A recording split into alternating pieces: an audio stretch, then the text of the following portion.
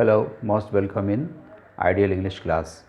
आज के इस वीडियो में मैं आप लोगों को मॉडल ऑक्सिलरी वर्ब्स पढ़ाने जा रहा हूँ।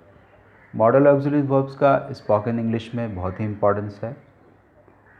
बहुत सारे सेंटेंसेस मॉडल ऑक्सिलरी वर्ब की मदद से बनाए जाते हैं। तो देखते हैं सबसे पहले कैन का प्रयोग। कैन का प्रयोग कई तरीके से होता है।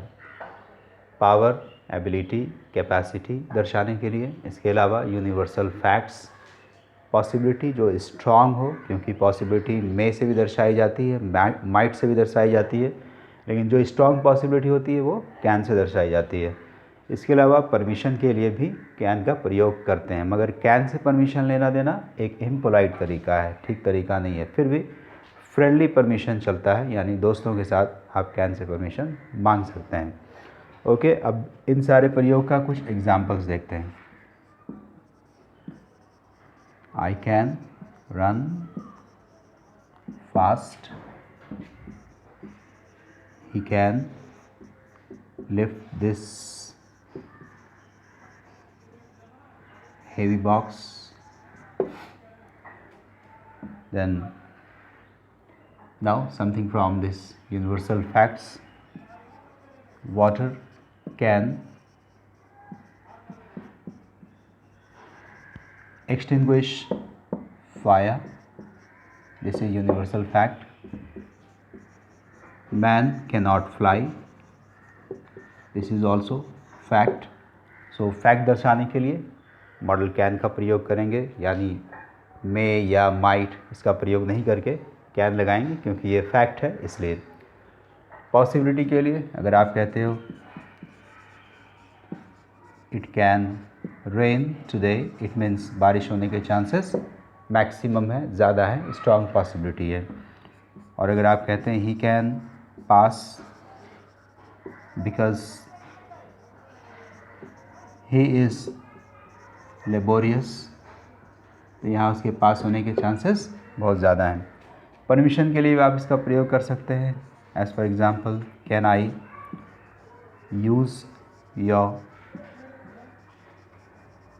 Mobile phone friend. यहाँ पे आप फ्रेंड से परमिशन मांग रहे हैं। ओके, तो इस तरीके से कैन का प्रयोग दर्शाते हैं अलग अलग तरीक़ों से। पावर दर्शाने के लिए ability, capacity, universal fact, strong possibility, और परमिशन के लिए जो फ्रेंडली होता है। अब इसके इन सारे प्रयोग पर आप ढेर सारे एग्जाम्पल्स बना सकते हैं। कैन के बाद नेक्स्ट मॉडल है कुड। कुड, सकना, सका, दोनों तरह से इसका मीनिंग है।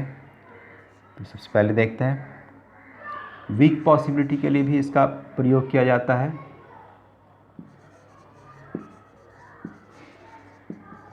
संभावना जो वीक है, जैसे आप कह सकते हो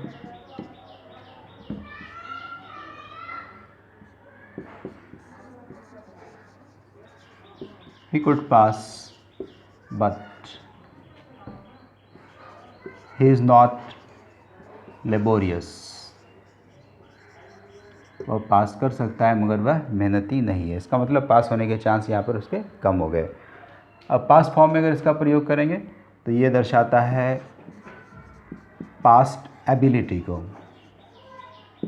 जब आप पास्ट एबिलिटी का प्रयोग करेंगे तो इसका मीनिंग होगा सका। इसके एग्जांपल्स देखें। I could not call you yesterday। मैं तुम्हें कल कॉल नहीं कर सका। और आप कह सकते हैं इंडिया could not win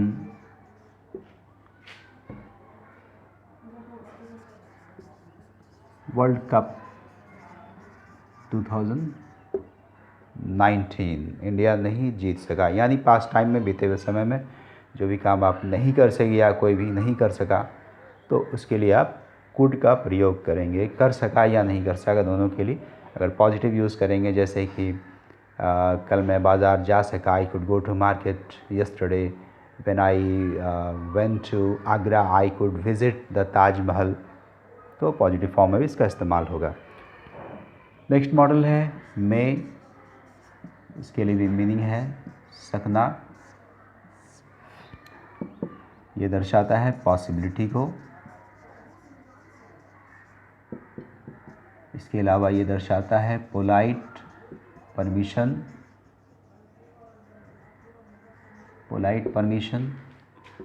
और साथ ही साथ ये ऑप्टेटिव सेंटेंस में इसका प्रयोग होता है। ऑप्टेटिव सेंटेंस, ऑप्टेटिव सेंटेंसेस का मतलब होता है वैसे सेंटेंस जिसके माध्यम से ब्लेस किया जाता है, यानी आशीर्वाद दिए जाते हैं, कर्ज किए जाते हैं या विशेष की जाती हैं। वैसे सारे सेंटेंसेस मे से शुरू होते हैं, remember. Okay, now some examples with may. अगर आप कहते हैं my friend may come today, आज मेरा फ्रेंड आ सकता है, ये संभावना यानी पॉसिबिलिटी को दर्शाता है। पोलाइट परमिशन के लिए बहुत सारे सेंटेंसेस हैं। May I come in, may I come in sir, may I sit here, may I sit here. Optative sentences का आप प्रयोग करोगे जैसे may Allah bless you, note of exclamation, may you live long, आपकी उम्र लंबी हो। इस सेंटेंस में प्रे किया जा रहा है, may Allah bless you, may you live long, यहाँ पर ब्लेसिंग है। कर्ज के भी सेंटेंस बना सकते हैं, may you loss your wallet, तुम्हारा वैलेट गुम हो जाए, और इस तरीके से कर्ज कभी कभी लोग करते हैं एक दूसरे को। सो कर्ज वाले भी सेंटेंसेस आप में से बना सकते हो। See once again use of could and may. Could का प्रयोग पास्ट फॉर्म यूज़ करेंगे, सका इसका मीनिंग है, प्रेजेंट में भी इसका यूज़ है।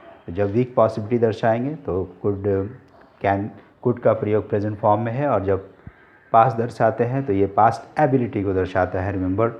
जैसे आप कहोगे I could not call you yesterday and India could not win the world cup, I could not help you, like this. So may का प्रयोग फिर एक बार फिर से देखते हैं। मे पॉसिबिलिटी दर्शाती है। परमिशन जो पोलाइटली लिया जाता है, ये एक आइडियल वर्ड है, आइडियल मॉडल है परमिशन लेने देने के लिए। इसके अलावा ऑप्टेटिव सेंटेंसेस में मे का प्रयोग करते हैं। तो my friend may come today, ये सेंटेंस पॉसिबिलिटी दर्शा रही है। मे आई कम इन, यहाँ परमिशन है। And may I sit here, ये भी परमिशन है। May Allah bless you, optative sentence है। मे you live long and may you loss your wallet. इसके अलावा एक और मॉडल बचता है माइट।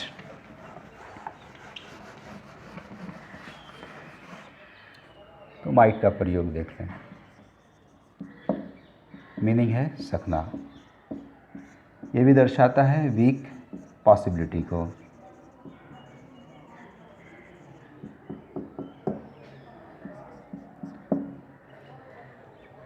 आप कहेंगे it might rain today but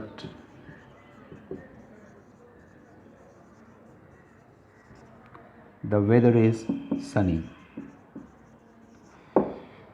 आज बारिश हो सकती है मगर मौसम सनी है, यानी धूप वाला है, खुला हुआ है, तो बारिश होने के चांसेस ऐसे ही नहीं के बराबर, बहुत कम हो गए। तो ऐसी बहुत सारी बातें हैं जहाँ पर चांसेस लीस्ट बहुत कम से कम होते हैं, लेकिन वैसे जगह पे हमें कभी कभी संभावना दर्शानी होती है, तो वहाँ पर माइट का प्रयोग करेंगे। तो इस तरीके से 4 model can, could, may, might, चारों के लिए लगभग एक ही शाब्दिक अर्थ है हिंदी में सकना, लेकिन प्रयोग उसका अलग अलग है, उसका जो भाव है वो डिफरेंट है। कुछ यूजेस हैं जो कि कॉमन है, जैसे पॉसिबिलिटी ये कॉमन है, कैन में भी है और मे में भी है। तो कैन एक स्ट्रॉन्ग शब्द है, यानी कैन से जो मे से जो पॉसिबिलिटी आप दर्शाते हैं वो एक आइडियल है, लेकिन कैन चूँकि एक स्ट्रॉन्ग शब्द है तो इसलिए कैन से जो पॉसिबिलिटी लेना देना ये आइडियल नहीं माना जाता है, लेकिन फ्रेंडली यानी दोस्तों के साथ चलता है।